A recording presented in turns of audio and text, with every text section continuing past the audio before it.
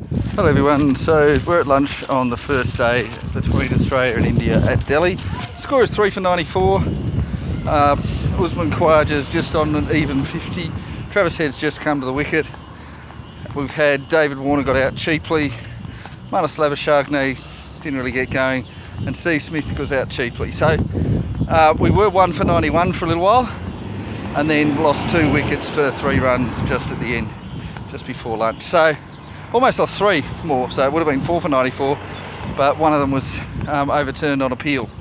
Had a few umpiring decisions went wrong, were overturned both ways.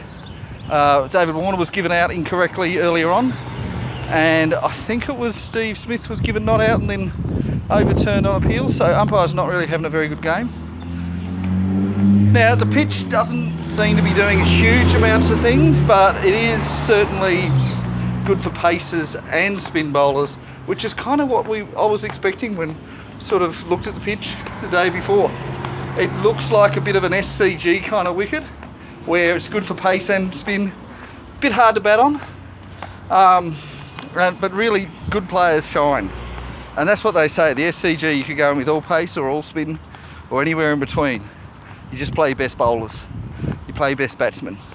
And even though Delhi, obviously on the subcontinent, is going to have different conditions to Sydney, it does seem to play similar in that sense. So this is not a doctor pitch.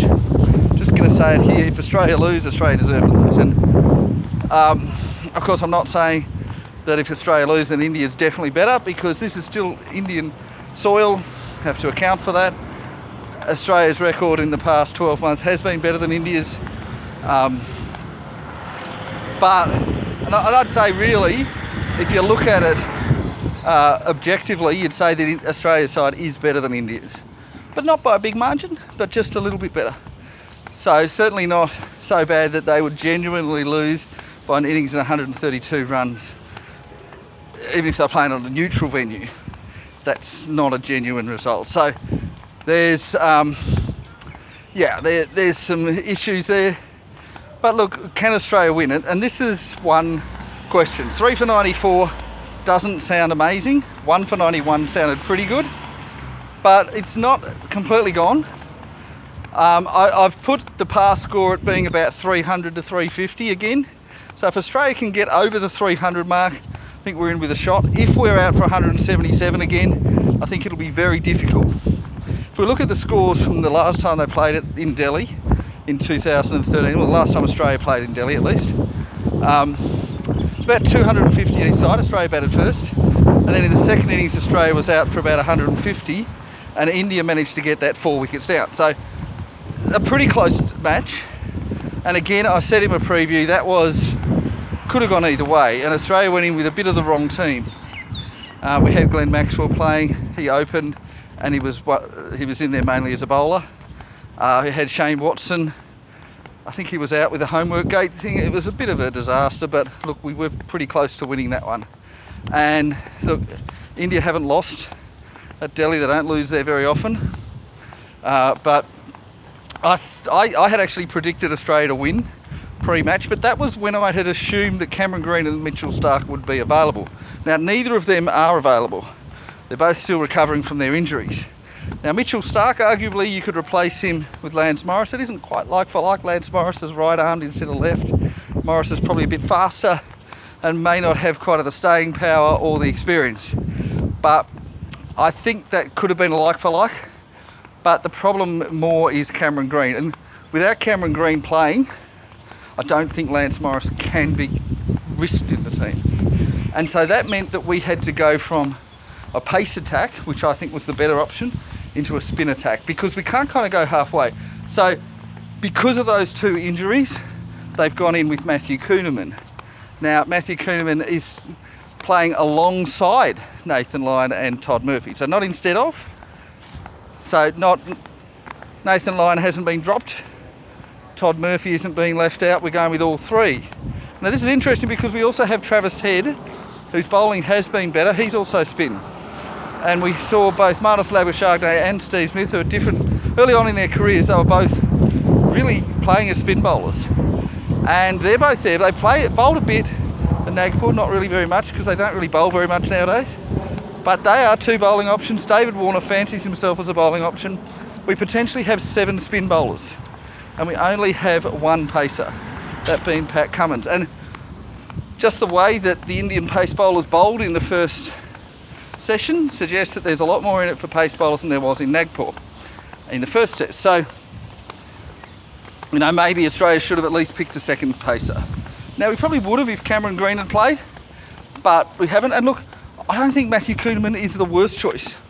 I've said this before, that India do sometimes struggle against new spin bowlers if they're good, because they need to take time to do their homework, work out how to play spinners. And if you're not used to them, you don't know anything about them, how are you supposed to do that? So Matthew Kuhnemann has played 6 ODIs for Australia. I don't believe any of them are against India. He's really pretty much an unknown. He's new, and we saw how Todd Murphy did in the first test, took 7 wickets, and I think a lot of that was because India just didn't know what to do with him. So it could well be the same for Matthew Kuhnemann in the second, and it could be still Todd Murphy. I don't think they've bothered to work him out.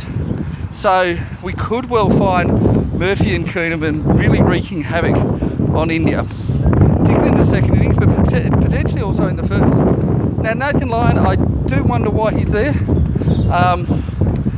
It doesn't seem to me like there's any benefit also playing him, but perhaps in a leadership role he can sort of guide them to doing things. I mean, Nathan Lyon took 7 wickets the last time that they played in Delhi. He took 7 wicket innings. I think it was 7 for 97. So it was a good ground for him 10 years ago when they last played, and he was still in the team then. Yeah, so perhaps there is merit to playing him. As for the batting, I think the batting is a bit of a problem for Australia at the moment. 3 for 93 is a bit of a worry. We do want to get to that 300 score. Look, I'd say we can defend 250, but it will not be great.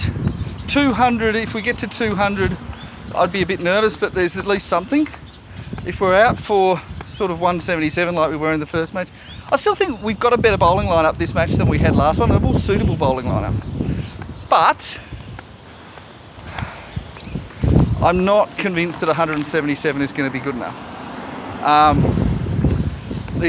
think it's more likely to be good enough than it was in the first test, but it really does look below par. And I guess that's the thing, is that in the first test, the whole right hand, left hand thing was a problem, and we couldn't really do anything about it. We had the wrong squad. We didn't have a squad that could deal with that. And I think for this test, we do have the squad that can deal with that. I still would have liked to have seen a second pace bowler instead of Nathan Lyon, but we didn't really have someone in the squad to do it. I think this would have been a match where a Michael Neser might have done well, or an Aaron Hardy.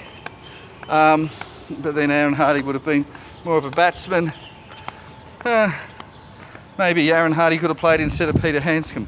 We do feel like we're a couple of players short, and I think that is going to hurt. And I do think now, with the 2 players out injured, India does become favourites.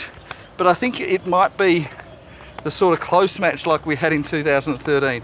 I'm not expecting an innings got 132 run margin. Never know, might get that. I'm expecting a very close match. Australia has still a chance, and I think the key crucial thing, well, firstly we need to get those runs on the board.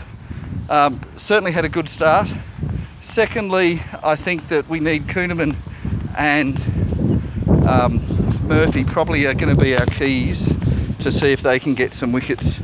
I can certainly see a scenario where they take 5 wickets each in the second innings, and possibly 3 or 4 wickets each in the first. And if that's the case, and if we can keep India from having too much of a lead in the first innings, like keep the lead under 50. I think that's the crucial thing. So however much Australia get, we want to try to get India out for less than that. So if we get 177, we got to get them out for 130 would be nice. If they do get a lead, don't let it balloon out. Just keep it small, keep it within 50, and get a few more runs in the second innings, and then just go ham. And I think there is a chance then. It is a wearing wicket. It looks like it's already a day 3 or 4 pitch, but it's not really an unfair one. It's just sort of bowler friendly, not necessarily unfair. And I'm certainly very happy that this pitch is playing fairly. Doesn't appear to be doctored. India are still favourites to win, not because they're the best team, but because they're playing at home, and there is that home ground advantage, but at least it's fair other than that. Anyway, that's it from me. Bye bye now.